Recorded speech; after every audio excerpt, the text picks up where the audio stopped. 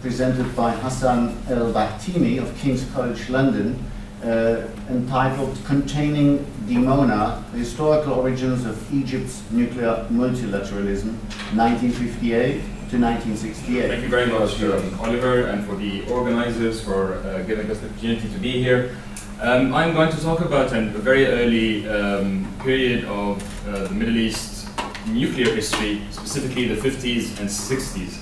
And to start with, I'm going to make an argument of 2 points. The first is from the early 1950s, Egypt faced what I would call a nuclear predicament. At that time, Israel was developing a nuclear capability of significance, and Egyptian policymakers were thinking, how should we respond to this?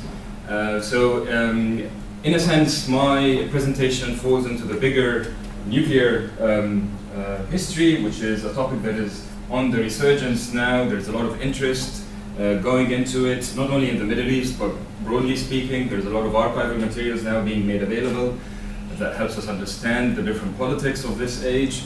But also obviously to the Middle East, which is a lot of the time associated with certain kind of nuclear politics. You know, we talk a lot about Iran right now. Before that it was Iraq, Libya, so certain type of nuclear politics. And I'm trying in my presentation actually to open up the narrative of the nuclear history of the Middle East by looking into a different set of influences and reactions to the atomic age, and specifically the one taken by Egypt. So I said I'm going to make 2 points, first of which is Egypt's nuclear predicament, what to do about Israeli nuclear potential and capabilities.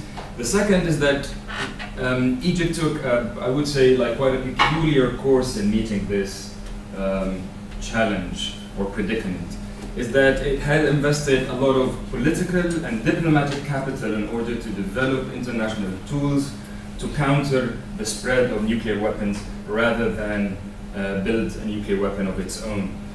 And this is something that actually challenges a lot of the, challenges maybe is a strong word, but sort of is not really in line with the major thinking in strategic studies and nuclear politics in general, the study of nuclear politics in general, that in more cases than not describe the progression of nuclear history as one of a chain reaction, a metaphorical chain reaction, where one country gets nuclear weapon, its rival sort of rushes to acquire nuclear weapons in order to respond.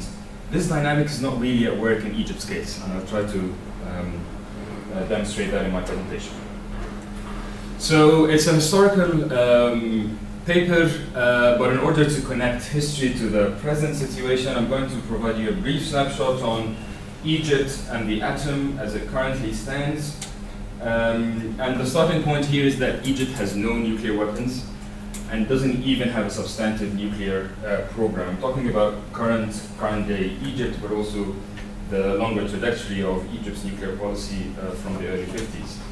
So Egypt started a nuclear research program in 1954, one of the earliest countries that started nuclear programs in the Middle East, but possibly also in developing countries.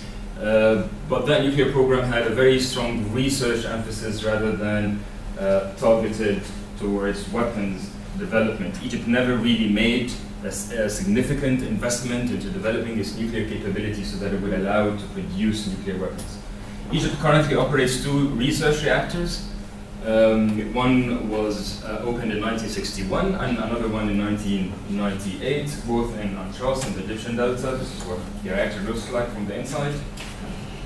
And as I said, has never really made a significant investment into developing its nuclear capability into weapons. On the other side, that Egypt has been a very strong promoter of the idea of a nuclear weapon-free zone in the Middle East.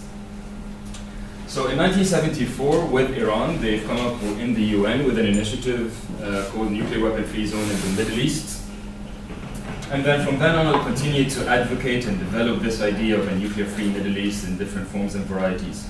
In 1990, Egypt proposed a weapons of mass destruction-free zone, which, in addition to a nuclear-free zone, adds chemical and biological weapons to the ban in the region.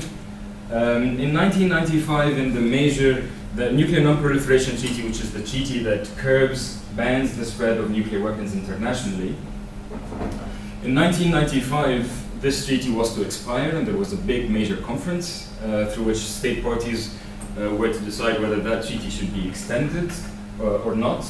And one important milestone in Egypt's approach to the nuclear weapon-free zone was actually in this conference, where Egypt advocated strongly for tying the extension of this important international treaty with progress on establishment of a nuclear weapon-free zone, or WMD-free zone. Similar emphasis was put in 2010 in the review conference, and a suggestion was made of an international diplomatic conference uniting countries in the region but also external actors towards that very same end.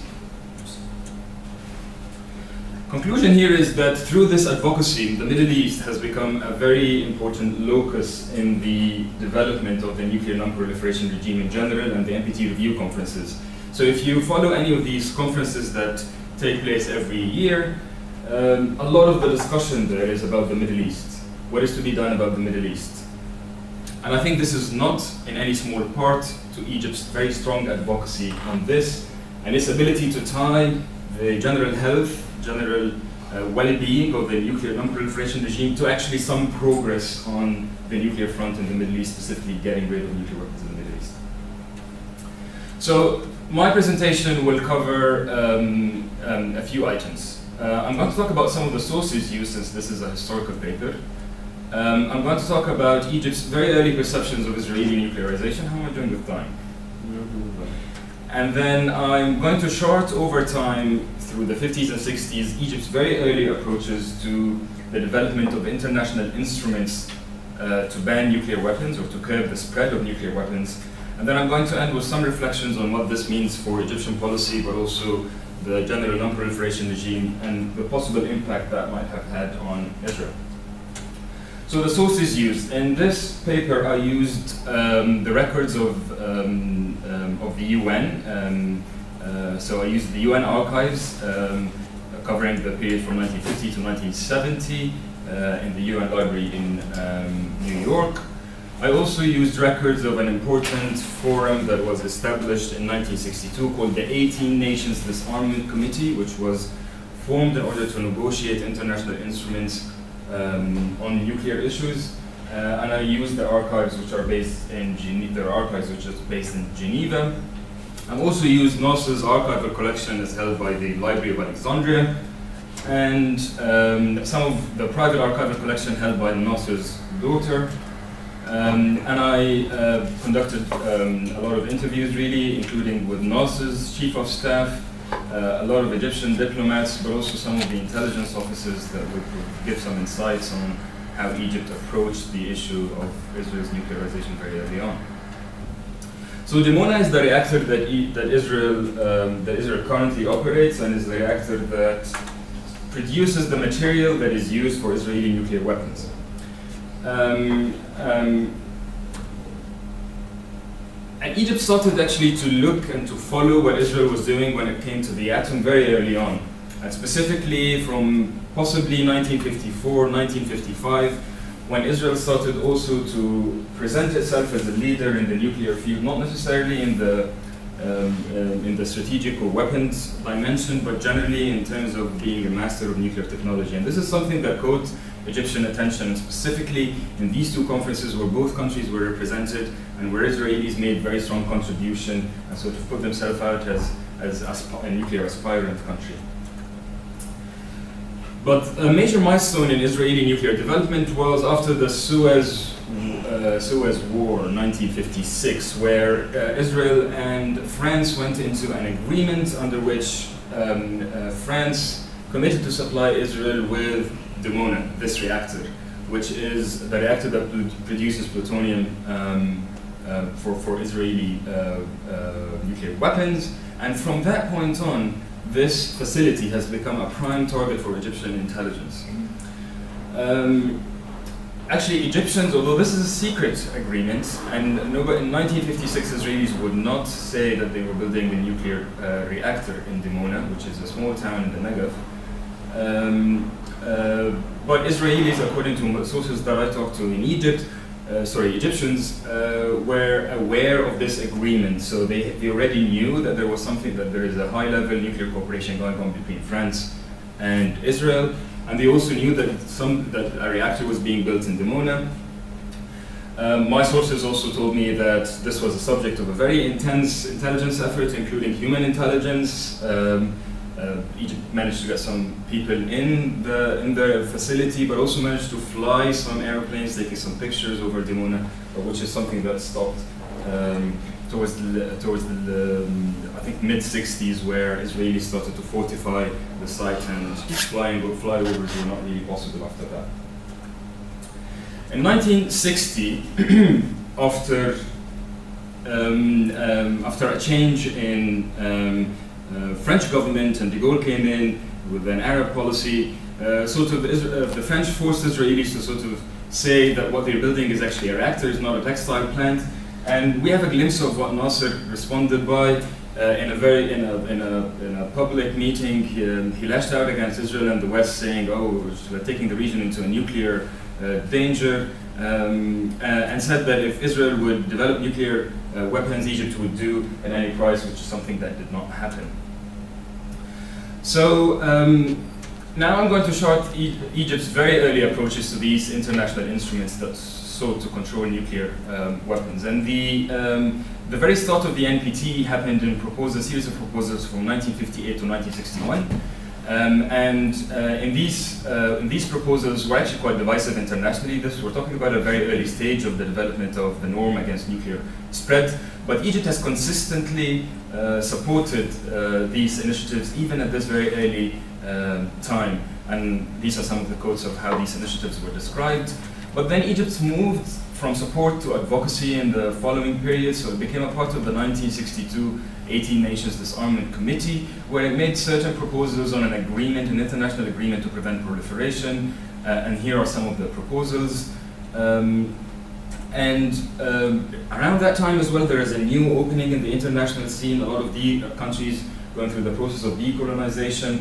There are another different kind of norms and international practice were being put together. And there is a lot of leverage that Egypt found in being part of this movement internationally and influencing countries and getting leverage from having all these different voices in the UN and international bodies. So we start to see in the non-aligned movement conferences in 1964 and the African Summit, both were held in Egypt, came up very strongly against nuclear proliferation and with the proposals that there should be an international treaty banning nuclear weapons. And then in the Nuclear Non-Proliferation Treaty itself, Egypt played a very important role in getting this instrument through. So before negotiations, it supported it was Egypt's proposal for a UN resolution that would set out some principles for the negotiations of the treaty. During negotiations, it advocated strongly against the proliferation, what they called proliferation loopholes, trying to tighten the obligations under the treaty, making sure the treaty can be effective, campaign for verification, indefinite duration, restricting withdrawal, focusing on the treaty should address global concerns rather than the regional or the nuclear situation in Europe. And then Egypt signed the treaty once it was open for signature and was very supportive of the instrument. I agree here that Egypt's NPT bargain is mainly targeted at Israel, and through this, positioning itself in support of an international norm, an effective international norm against the proliferation of nuclear weapons, Egypt was specifically looking at how that can be an instrument sort of to contain or scale back Israeli nuclear potential, but also to delegitimize Israeli nuclear activities. And here are some quotes actually from Nasser interviews that he gave, where he makes this very explicit that we are supportive of the NPT, Israel is not, Israel should do that, should be part of the NPT. So I'm going to end up with some very brief conclusions and final reflections. My first point here is that Egypt was actually aware of Dimona very early on. So it's very difficult to claim that Egypt did not develop nuclear weapons because it was not aware of Dimona. It was aware of Dimona and was actually very concerned and didn't, how to react to Dimona was something that was meticulously discussed in Egypt without any easy answers proposed. But then Egypt, as I said, invested a lot of political and diplomatic capital in getting this international norm against the proliferation of nuclear weapons off the ground. And during the negotiations of the NPT, with the suggestions that Egypt made and the proposals it made, Egyptian diplomats were thinking all the time how this could constrain Israel. So Israel was like a dominating concern during the negotiations process and later on. But I think, interestingly, I think this invites us to think about Nasser's nuclear legacy. And I might talk about this a bit in the Q&A. But the main question that I'm raising here was this: was Nasser ready to live with Israeli nuclear superiority because this is what Egypt's policy have led to at the moment? And was he less belligerent when it came to nuclear politics, and why is that? Finally, Israel is quite peculiar in its nuclear policy because it does not actually say it has nuclear weapons, which is called in the nuclear field the nuclear opacity. So it does not really admit or actively deny that it has nuclear weapons. And I think that in part can be because of the international pressure, and also in part can be one of the influences of the strength of nuclear non-proliferation norms that were brought about from the late 50s to early 60s. And in a sense, one can think of this as one of the things that that Egyptian policymakers leveraged in order to constrain and contain Israel's nuclear policy. It did not stop Israel from producing nuclear weapons, but it constrained its declaratory policy in a way. And that's the end of my presentation. Thank you very much.